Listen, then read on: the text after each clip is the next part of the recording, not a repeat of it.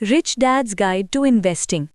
What the rich invest in that the poor and the middle class do not. Book Summary. Robert Kiyosaki. Introduction. The rich dad series दुनिया की best selling किताबों में से एक है जो एक आम इंसान को सिखाती है कि कैसे हम एक एवरेज इंसान होते हुए भी बड़े सपने देख सकते हैं, ढेर सारा पैसा कमा सकते हैं और एक शानदार जिंदगी जी सकते हैं। ये किताब बेहद इंटरेस्टिंग किताबों में से एक है जो इन्वेस्टमेंट के बारे में लिखी गई है। अगर आप अभी अपनी सेविंग को सही जगह इन्वेस्ट करना चाहते हो तो ये किताब आपके लिए एक गाइड साबित होगी जो आपको सेफ और प्रॉफिटेबल डील करने में हेल्प करेगी। इस किताब में आप अलग अलग तरह के बिजनेस स्ट्रक्चर के बारे में पढ़ोगे और साथ ही ये भी सीखोगे कि कैसे हम लॉ का एडवांटेज ले सकते हैं और कैसे स्मार्ट डिसीजंस ले सकते हैं। और सबसे इम्पॉर्टेंट चीज़ जो आप इस बुक से सीखोगे वो है एक सोफिस्टिकेटेड इन्वेस्टर बनना। आप अमीर लोगों की तरह सोचना और उनकी तरह ही अपनी इनकम पर कंट्रोल रखना सीखोगे। मुझे क्या इन्वेस्ट करना चाहिए? बिजनेस की दुनिया में दो तरह की इन्वेस्टमेंट होती है। आप या तो एक एक्रेडिटेड इन्वेस्टर बन सकते हो जिसे क्वालिफाइड इन्वेस्टर भी बोलते हैं, यानी वो जो बड़े बड़े इन्वेस्टमेंट करने में माहिर होते हैं। ये वो लोग होते हैं जिनकी नेटवर्थ $1 मिलियन के करीब होती है या फिर इन्हें एक अच्छी खासी सैलरी मिलती है जिससे ये लोग इस तरह की इन्वेस्टमेंट कर सकते हैं। दूसरे टाइप में सोफिस्टिकेटेड इन्वेस्टर आते हैं, यानी वो लोग जो पैसे और अक्ल का सही इस्तेमाल करना जानते हैं। उन्हें अच्छे और बुरे इन्वेस्टमेंट का फ़र्क पता होता है और ये लोग पैसे के मामले में शायद ही कभी धोखा खाते होंगे। एक सोफिस्टिकेटेड इन्वेस्टर के पास ज़रूरी एजुकेशन, एक्सपीरियंस और पैसा होता है। 1973 का साल था जब रॉबर्ट कियोसाकी वियतनाम के टूर से वापस आ चुके थे और उस वक्त उन्हें हवाई के एक मिलिट्री बेस में काम करने जाना था। हवाई पहुंचकर सेटल डाउन होने के बाद रॉबर्ट ने अपने दोस्त माइक और उसके डैड के साथ लंच पर मिलने का प्लान बनाया। उस वक्त माइक पिता बना था और रॉबर्ट को अपने बच्चे से मिलाने के लिए बड़ा एक्साइटेड हो रहा था। दोनों इस बात पर राजी हुए कि वो माइक के घर पर मिलेंगे। उस दिन सुबह एक लिमूजीन आई और रॉबर्ट को माइक और उसके डैड से मिलाने उनके समुद्र किनारे वाले बंगले पर ले गई। रॉबर्ट बंगले के अंदर जाकर दंग रह गए। उन्होंने इतना बड़ा बंगला पहले कभी नहीं देखा था। माइक उस घर में अपनी फैमिली के साथ बड़े शानो शौकत से रहता था। वो ये सोचकर हैरान था कि सिर्फ कुछ सालों में कोई इंसान इतनी तरक्की कैसे कर सकता है। इस घर की हर एक चीज़ खूबसूरत थी। घर को बड़े ही सुंदर तरीके से सजाया गया था। मार्बल फ्लोर था, पर्शियन कार्पेट्स बिछे थे, दीवारों पर महंगा पेंट था, एक बड़ा सा पूल भी था और सबसे बढ़कर ये मैंशन समुद्र के किनारे बना हुआ था। रॉबर्ट को वो घर एक ड्रीम हाउस जैसा लग रहा था, जैसा उन्होंने फिल्मों में देखा था। वो घर की खूबसूरती में इतने खो गए थे कि माइक के बारे में भूल ही गए। माइक अपने न्यूबॉर्न बेबी को गोद में लिए हुए आया। वो काफ़ी खुश और प्राउड डैड लग रहा था। रॉबर्ट को एहसास हुआ कि जब वो आर्मी में रहकर देश सेवा कर रहे थे तो उस वक्त माइक खूब पैसा कमा रहा था। रॉबर्ट महसूस कर सकते थे कि उनके और माइक के स्टेटस में एक बड़ा फासला था। रॉबर्ट जानने के लिए उत्सुक थे कि आखिर माइक इतना अमीर कैसे बन गया। रॉबर्ट ने जब माइक के रिच डैड से पूछा तो उन्होंने बताया कि माइक ने कुछ ऐसी इन्वेस्टमेंट की थी जिससे उसे काफ़ी प्रॉफिट हुआ। रॉबर्ट के पास कुछ कैश जमा था। उन्होंने कहा कि वो माइक और उनके फादर के अगले इन्वेस्टमेंट में अपना पैसा लगाना चाहते हैं। इस पर रिच डैड ने ये कहते हुए मना कर दिया कि वो उन्हें एक अपने दोस्त के पास भेजेंगे जो रॉबर्ट को पैसा सही जगह इन्वेस्ट करने में और अपनी लाइफ के फर्स्ट 1 मिलियन कमाने में हेल्प करेगा। पर रॉबर्ट नहीं माने और बार बार यही बोलते रहे कि वो सिर्फ माइक और उनके डैड के साथ ही इन्वेस्ट करना चाहते हैं। रिच डैड ने उन्हें समझाया कि वो लोग जिस तरह की इन्वेस्टमेंट करते हैं वो सिर्फ अमीरों के लिए है।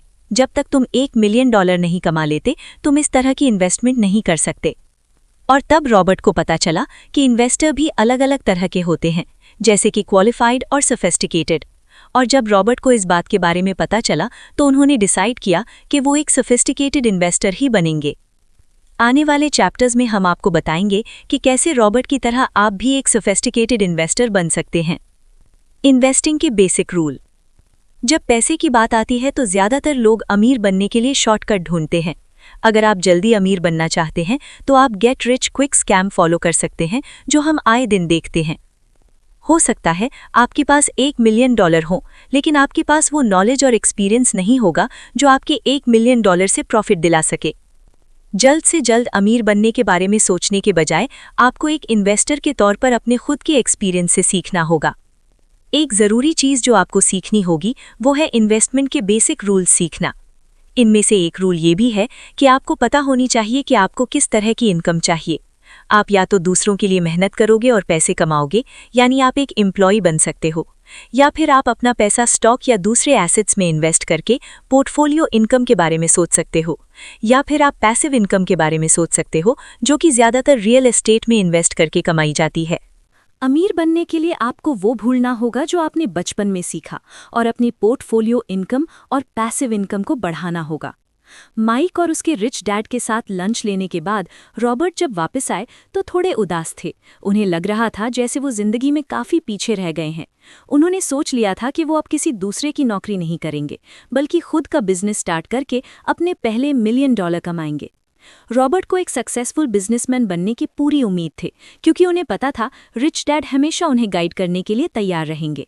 रॉबर्ट अपने रिच डैड से मिले और बताया कि वो 2 प्लान्स फॉलो करने की सोच रहे हैं। पहला प्लान होगा एक इंश्योरेंस प्लान, क्योंकि रॉबर्ट बैकअप प्लान के बिना कोई रिस्क नहीं लेना चाहते थे। उन्हें पहले अपने पैसे को सिक्योर करना होगा, फिर सेकंड प्लान आता है जिसमें वो अपना पैसा इन्वेस्ट करना शुरू करेंगे। रॉबर्ट ने रिच डैड को कहा कि अगर वो ये 2 प्लान फॉलो नहीं करेंगे तो वो कभी माइक की तरह अमीर नहीं बन पाएंगे। उनकी बात सुनकर रिच डैड हंसने लगे और बोले कि इन्वेस्ट करना कोई खेल नहीं है कि कौन पहले टॉप पर पहुंचेगा, बल्कि कौन स्मार्ट स्टेप्स लेकर पहुंचेगा ये मायने रखता है। इसलिए रॉबर्ट भी ये स्टेप्स आसानी से फॉलो करके हर बार ज़्यादा पैसा कमा सकते हैं। जो लोग पैसे कमाने के शॉर्टकट ढूंढते हैं अक्सर गेम ऑफ मनी में हार जाते हैं, क्योंकि शॉर्टकट से उन्हें कुछ सीखने को नहीं मिलता। रिच डैड ने इस तरह की इनकम के बारे में रॉबर्ट को और इन्फॉर्मेशन दी। उन्होंने कहा कि रॉबर्ट को पैसे कमाने के लिए काफ़ी मेहनत करनी होगी और फिर उस कमाई को पोर्टफोलियो इनकम में बदलना होगा, और उसके बाद वो पैसिव इनकम कमाना शुरू कर सकते हैं। इस गेम में सक्सेसफुल होने के लिए रिच डैड ने रॉबर्ट को एक्सप्लेन किया कि उन्हें पहले खुद पर अपनी एजुकेशन और स्किल्स को इम्प्रूव करना होगा और दूसरे इन्वेस्टर्स की गलतियों से भी सीखना होगा। रिच डैड ने रॉबर्ट को ये भी कहा कि उन्हें बिजनेस में रिस्क के लिए तैयार रहना चाहिए, क्योंकि बिजनेस में कोई भी रिस्क आ सकता है। अगर आप सही मायनों में इन्वेस्टर बनना चाहते हो तो ये कभी प्रिडिक्ट मत करना कि इन्वेस्टमेंट कैसा करेगा। रिजल्ट जो भी हो आप उसके लिए तैयार रहो। The sophisticated investor. इससे पहले के चैप्टर में हमने 2 तरह के इन्वेस्टर के बारे में सीखा, क्वालिफाइड और सोफिस्टिकेटेड, और दोनों के बीच जो फ़र्क है वो ये है कि सोफिस्टिकेटेड इन्वेस्टर क्वालिफाइड इन्वेस्टर से आगे निकल सकता है, क्योंकि उसे टैक्स के लॉ, कॉर्पोरेट लॉ और सिक्योरिटी लॉ की जानकारी होती है। हर इन्वेस्टर उस प्रोडक्ट पर फोकस करता है जिसे वो क्रिएट करता है या फिर जो उसे प्रॉफिट मिलता है, जबकि एक सोफिस्टिकेटेड इन्वेस्टर लॉ के दायरे में रहकर सोचता है। उसे इस बात की फिक्र रहती है कि कैसे टैक्स इश्यूज हैंडल करने हैं ताकि उसे नुकसान कम, फ़ायदा ज़्यादा हो। एक सोफिस्टिकेटेड इन्वेस्टर ETC के बारे में जानता है, यानी एंटिटी, टाइमिंग और कैरेक्टरिस्टिक। एंटिटी यानी बिजनेस स्ट्रक्चर चूज करना जो उसे ज़्यादा प्रॉफिटेबल लगे। टाइमिंग यानी राइट टाइम पर अपने टैक्स भरना। अब जैसे कि मान लो आपने कोई एस्टेट या प्रॉपर्टी खरीदी और आपको प्रॉफिट हो रहा है, तो आप टैक्स से बचने के लिए उससे भी महंगा एक और एस्टेट खरीद लेते हो। तो अगर आप एक के बाद एक एस्टेट लेते जाते हो तो आप टैक्स हमेशा के लिए डिले कर सकते हो। ये एक स्मार्ट और लीगल तरीका है टैक्स अवॉइड करने का। जबकि वहीं कैरेक्टर से हमारा मतलब है अपनी इनकम को कंट्रोल करने की काबिलियत। सोफिस्टिकेटेड इन्वेस्टर अपने पैसे को कंट्रोल करना जानते हैं। वो कभी कोई जुआ नहीं खेलते, पर वो किसी भी इनकम को पैसिव इनकम में बदलने में माहिर होते हैं, और जब वो चैन की नींद सोते हैं तो ये पैसिव इनकम उनके लिए और पैसा कमा रही होती है। एक इन्वेस्टर होने के नाते हमें कई बार क्रिटिकल चॉइस भी लेनी पड़ती है। अब जैसे ये एग्जाम्पल देख लो, एक फैमिली थी जो एक हार्डवेयर स्टोर का बिजनेस पार्टनरशिप में चला रही थी। ये लोग एक छोटे से टाउन में रहते थे, पर उनका बिजनेस काफ़ी अच्छा चल रहा था, तो उन्होंने काफ़ी नाम और पैसा कमा लिया था। ये लोग काफ़ी पॉपुलर थे और शहर के कई सारे चैरिटी और सोशल इवेंट में भाग लेते रहते थे। हर कोई इनके जैसी लाइफस्टाइल जीना चाहता था, क्योंकि ये अमीर थे, काइंड थे और खुश थे। फिर एक रात उस परिवार के साथ कुछ ऐसा हुआ कि उनकी पूरी दुनिया ही बदल गई। उस परिवार की टीनेज बेटी शराब के नशे में गाड़ी चला रही थी कि अचानक उसका एक्सीडेंट हो गया। जिस कार से उसकी टक्कर हुई थी उसका ड्राइवर एक आदमी था जिसकी मौके पर ही मौत हो गई थी। नतीजा ये हुआ कि उस 17 साल की लड़की को 7 साल की जेल हो गई। परिवार को काफ़ी गहरा सदमा लगा। इस एक्सीडेंट की वजह से उन्हें काफ़ी भारी मुआवजा भरना पड़ा था, जिसमें उनके सारे पैसे चले गए। अगर ये परिवार एक सोफिस्टिकेटेड इन्वेस्टर होता तो उन्हें पता होता कि लॉ की एडवांटेज कैसे ली जाए। वो लोग अपना पैसा, अपना बिजनेस, अपना फ्यूचर सब कुछ बचा सकते थे अगर उन्हें फाइनेंस की जरा भी समझ होती। उन्हें लॉ की ज़्यादा नॉलेज नहीं थी और वो लोग क्वालिफाइड इन्वेस्टर्स थे जो सिर्फ पैसा कमाना जानते थे। उन्हें बुरे वक्त के लिए पैसा रखना और उस पैसे को प्रोटेक्ट करने के बारे में कुछ मालूम नहीं था। इससे पहले कि आप अपना पैसा इन्वेस्ट करना शुरू करें, आपको लॉ के बारे में पढ़ना होगा। अगर आपने अपना होमवर्क नहीं किया तो आप अमीर तो बन जाओगे, पर उस पैसे को ज़्यादा वक्त तक संभाल कर नहीं रख पाओगे। बिजनेस क्यों किया जाए? अगर आप अमीर बनना चाहते हो तो आपको खुद का बिजनेस करना चाहिए। अपना खुद का बिजनेस स्टार्ट करने के 3 फायदे हैं। पहला, ये आपको कमाई का जरिया देगा। अगर आप जिंदगी भर दूसरों के लिए काम करते रहे तो कभी अमीर नहीं बन पाओगे। एक बार अगर आपका पहला बिजनेस सक्सेसफुल रहा तो आपको प्रॉफिट इन्वेस्ट करके दूसरा बिजनेस शुरू करना चाहिए। अगर आप ये सर्कल फॉलो करते रहे तो एक दिन ज़रूर अमीर बनोगे। दूसरी चीज़, अपना खुद का बिजनेस होगा तो आप इसे कभी भी बेच सकते हैं, क्योंकि किसी और के लिए नौकरी करेंगे तो एक एम्प्लॉय होने के नाते उनके बिजनेस को आप नहीं बेच सकते, क्योंकि आप उनके सिर्फ एम्प्लॉय हैं जो महीने भर काम करके तनख्वाह लेता है। तीसरी चीज़, अपना बिजनेस खड़ा करके आप उसे पब्लिक भी कर सकते हैं, यानी कि आप स्टॉक मार्केट में अपने बिजनेस शेयर बेच पाएंगे। इस स्टेज तक पहुंचने के लिए आपको सोफिस्टिकेटेड इन्वेस्टर से एक अल्टीमेट इन्वेस्टर तक का सफ़र तय करना होगा। 1975 की बात है। उन दिनों रॉबर्ट कियोसाकी जेरोक्स कंपनी में एक सेल्समैन के तौर पर जॉब किया करते थे। एक दिन एक बड़े ही इंटरेस्टिंग आदमी से उनकी मुलाकात हुई। उस आदमी के शहर में 4 कॉपी शॉप थी और वो अपनी यूनिवर्सिटी में कॉपी शॉप पर पार्ट टाइम जॉब करता था। ग्रेजुएट होने के बाद जब उसे कोई नौकरी नहीं मिली तो उसने अपनी स्किल और नॉलेज यूज़ करते हुए अपने होम टाउन में एक कॉपी शॉप खोल ली।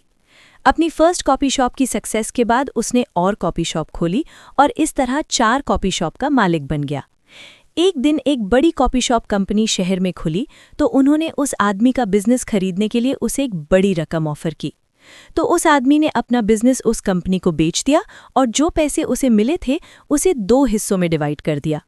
आधी रकम से उसने एक बोट खरीदी और दुनिया घूमने का मन बनाया, पर जाने से पहले उसने एक प्रोफेशनल मैनेजर हायर कर लिया था ताकि जब वो दुनिया घूम रहा हो तो वो उसकी बची हुई रकम सही जगह इन्वेस्ट हो सके। कोई 1.5 साल बाद जब वो अपने एडवेंचर से लौटा तो उसे पता चला कि उसका इन्वेस्ट किया पैसा करीब $1 मिलियन के करीब पहुंच चुका था। वो आदमी बड़ा खुश हुआ और इसी खुशी में उसने सोचा क्यों ना एक और एडवेंचर ट्रिप के मज़े लिए जाएं। उस वक्त रॉबर्ट को आदमी को कॉपी मशीन बेच रहे थे, जबकि वो आदमी बिजनेस पर बिजनेस खड़ा किए जा रहा था और अपनी पैसिव इनकम बढ़ा रहा था। वहीं रॉबर्ट को हर कॉपी मशीन बेचने पर एक मामूली सा कमीशन मिल रहा था। ये एक परफेक्ट एग्जाम्पल है उस आदमी का जो जानता था कि सक्सेस कैसे अचीव की जाती है। उसके पास स्किल थी, इसलिए एक के बाद एक वो कई सारे बिजनेसेस खोलता गया। फिर उसने पैसिव इनकम के लिए अपने बिजनेस बेच दिए। उसके इन्वेस्ट किए पैसे उसे अमीर बनाते रहे, जबकि वो दुनिया भर की सैर कर रहा था। अगर कोई आपको बोलता है कि आप अब बिजनेस करने लायक नहीं हो क्योंकि आपकी उम्र निकल गई है, तो उनकी बिल्कुल भी मत सुनना। जब तक आपके सामने एक विजन है, एक गोल है, आपके अंदर क्रिएटिविटी है, हिम्मत है और सब्र है, आप अपना बिजनेस कर सकते हैं और अमीर बनने का सपना भी पूरा कर सकते हैं। एक सोफिस्टिकेटेड इन्वेस्टर कैसे सोचता है? सोफिस्टिकेटेड इन्वेस्टर बनने का फर्स्ट स्टेप है लर्निंग, यानी सीखना। एक बार आपने नॉलेज हासिल कर ली तो आप अपना बिजनेस कभी भी शुरू कर सकते हैं। और अगर आप अपने बिजनेस में सफल रहे तो समझ लो आपने वो स्किल लर्न कर ली है जो बहुत कम लोग जानते हैं। जैसा कि रिच डैड हमेशा कहा करते थे, अपनी जिंदगी का पहला $1 मिलियन कमाना हमेशा सबसे मुश्किल काम होता है। पर अगर आपके पास वो नॉलेज आ गई जो एक सक्सेसफुल बिजनेस चलाने में चाहिए, तो फिर आप कई और नए बिजनेस खोल सकते हो। और अगर आप पैसा इन्वेस्ट करना चाहते हो तो आपको ये भी पता है कि किस तरह की बिजनेस डील फायदेमंद रहेगी और कौन सी बिजनेस डील एक धोखा हो सकती है। एक सोफिस्टिकेटेड इन्वेस्टर कैसे सोचता है, ये जानने के लिए आपको उस चीज़ पर ध्यान देना होगा जो ज़्यादातर इन्वेस्टर कंट्रोल में करने की सोचते हैं। सबसे पहले तो आपको अपने थॉट यानी विचारों को कंट्रोल करके खुद पर कंट्रोल रखना है। ये सोचने के बजाय कि आप रोजी रोटी के लिए काम कर रहे हैं, अमीर लोगों की तरह सोचना शुरू कर दो। दूसरी बात, अमीर लोग अपनी इनकम पर कंट्रोल रखने के लिए हमेशा पैसिव इनकम जमा करते हैं, जो उनकी रिटायरमेंट के बाद भी उनके काम आता रहता है और वो मज़े से लाइफ एंजॉय करते हैं। तीसरी बात, आपको सीखना है कि कैसे अपनी एंटिटी, टाइम और कैरेक्टर को कंट्रोल में रखना है, जिनके बारे में हम आपको पहले के चैप्टर में बता चुके हैं। चौथी बात, एक सोफिस्टिकेटेड इन्वेस्टर को अपने मैनेजमेंट डिसीजन और टैक्स को कंट्रोल करने का तरीका सीखना पड़ता है। अब हम यहाँ जेम्स और कैथी का एग्जाम्पल लेंगे, जो एक रेस्टोरेंट चलाते हैं। ये रेस्टोरेंट प्रोप्राइटरशिप के हिसाब से चलती है, यानी रेस्टोरेंट पर एक आदमी का मालिकाना हक है। अब इस कपल के 2 बेटे हैं और इस रेस्टोरेंट से उन्हें $6,000 की कमाई होती है। जेम्स और कैथी चाहते हैं कि उनकी कमाई बढ़े और उन्हें टैक्स कम देने पड़े, इसलिए उन्होंने इस बारे में एडवाइस लेने के लिए एक फाइनेंशियल एडवाइजर को हायर किया। उन्होंने डिसाइड किया कि वो अपने बिजनेस का स्ट्रक्चर बदलने के बारे में सोचा, यानी कि वो अपने बिजनेस को एक सिंगल प्रॉपर्टी के बजाय 2 कॉर्पोरेशन में बदलने की सोच रहे थे। यानी कि अब से जेम्स और कैथी को टैक्स में करीब $7,885 का फ़ायदा होगा और साथ ही उन्हें हेल्थ इंश्योरेंस और एजुकेशन के खर्चों से भी फ़ायदा मिलेगा। यहाँ तक कि दोनों अब अपने रिटायरमेंट के लिए भी पैसे बचा सकते थे। और इस तरह अपने बिजनेस स्ट्रक्चर को कॉरपोरेशन बनाकर जेम्स और कैथी अब और भी सेफ पोजीशन में हैं। मान लो अगर उनका रेस्टोरेंट बिजनेस कभी डाउन भी होता है, तब भी गवर्नमेंट उनका घर या कोई पर्सनल एसेट सीज यानी जब्त नहीं कर सकती है। मान लो कभी उनके रेस्टोरेंट का खाना खाने से कोई कस्टमर बीमार पड़ जाता है, अब अगर वो कस्टमर रेस्टोरेंट पर केस करता है तो ये लॉ सूट जेम्स और कैथी के कॉरपोरेशन पर होगा, ना कि उनके पर्सनल एसेट पर।